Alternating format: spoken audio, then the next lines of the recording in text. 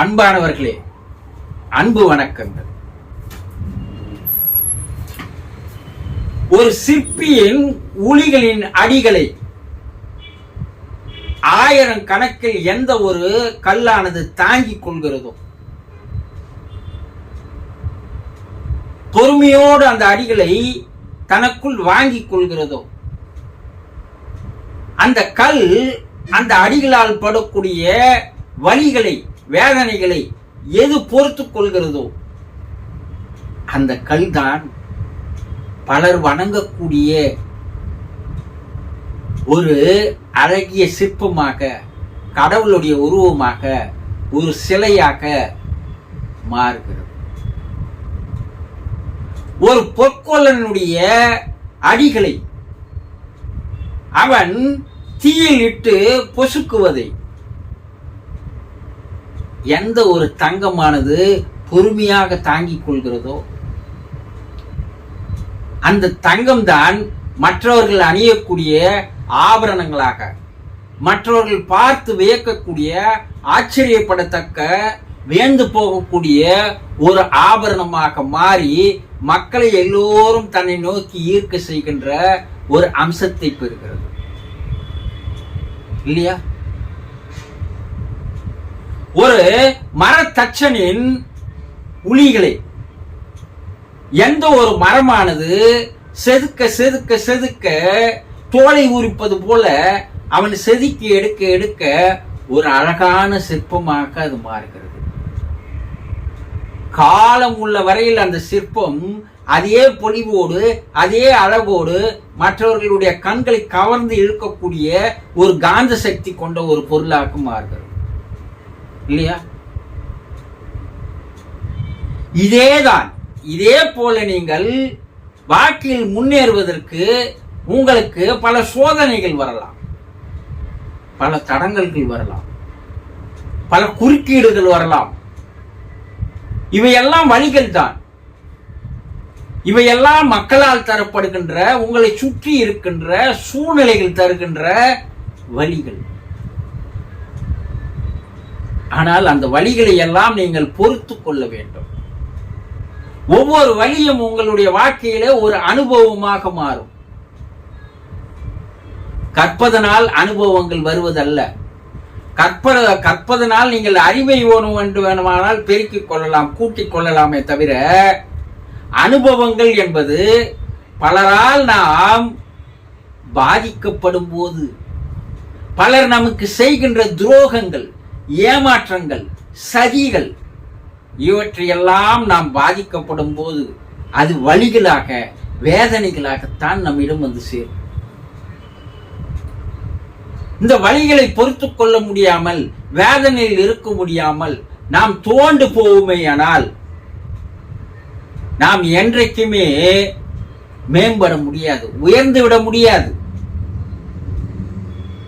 எவ்வளவு அடிக்கிறார்களோ, எவ்வளவு தடங்கள் ஏற்படுகிறது, எவ்வளவு சோதனைகள் வருவதோ அதையெல்லாம் நான் பொறுத்து கொண்டு நான் முன்னேறித்தான் வருவேன் என்ற ஒரே ஒரு வைராக்கியம், நான் முன்னேறி விடுவேன் என்ற ஒரே ஒரு நம்பிக்கை, இந்த இரண்டுமே இருந்தால் நீங்கள் ஒரு காலத்திற்கு அப்பால் மற்றவர்களால் போற்றத்தக்கவர்களாக, புகழத்தக்கவர்களாக, பாராட்டத்தக்கவர்களாக, வணங்கக்கூடியவர்களாக, வாழ்த்தக்கூடியவர்களாக உங்களால் மாற முடியும்.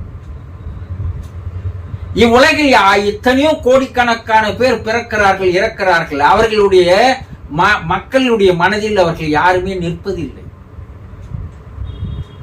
ஆனால் இப்படி வாழ்க்கையில் பல்வேறு நபர்களின் மூலமாக, பல்வேறு மனிதர்களின் மூலமாக தரப்பட்ட வேதனைகளையும், சோதனைகளையும், குறுக்கீடுகளையும், தடைகளையும் தாண்டி கொண்ட மனிதன்தான் அனுபவத்திலே அவன் பழுத்து பழுத்து அவனுடைய குணநலன்களும் மாறுகிறது, அவனுடைய செயல்களும் மாறுகிறது.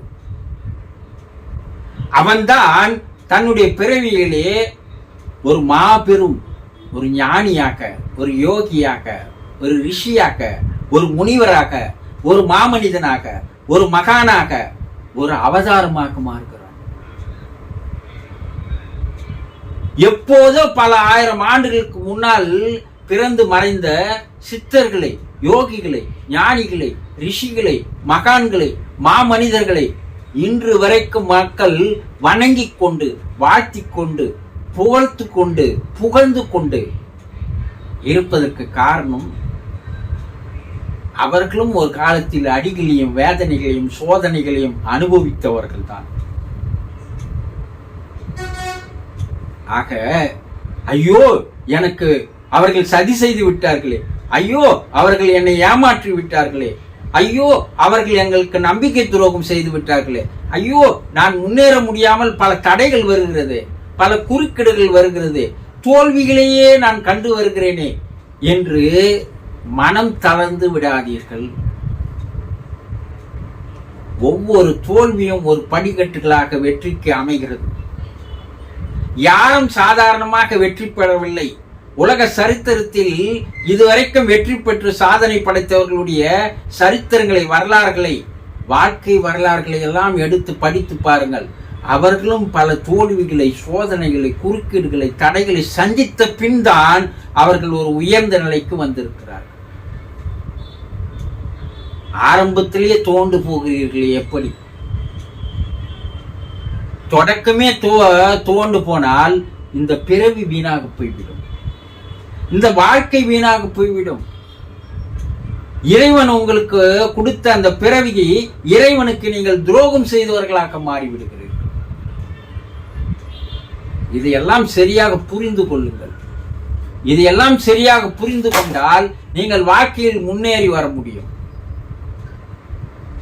ஆகவே பல குறுக்கீடுகள், பல சோதனைகளுக்கு அப்பால் தான் ஒரு மனிதன் மாபெரும் மனிதனாக, வெற்றியாளனாக, சாதனையாளராக, வணங்கக்கூடியவர்களாக மாற முடியும் என்பதை மனதில் வைத்துக் கொண்டு ஒவ்வொரு குறுக்கீடுகளும் ஒரு முன்னேற்றம், ஒவ்வொரு தடைகளும் ஒரு முன்னேற்றம், ஒவ்வொரு சதிகளும், ஒவ்வொரு ஏமாற்றங்களும், ஒவ்வொரு துரோகங்களும் கூட ஒரு முன்னேற்றம் தான். அது கொடுக்கின்ற படிப்பினை உங்களுக்கு முன்னேறி செல்வதற்கு ஒரு வைராகிய மனத்தை உங்களுக்கு தருகிறது. புரிந்து கொண்டீர்களா? சந்தோஷம்.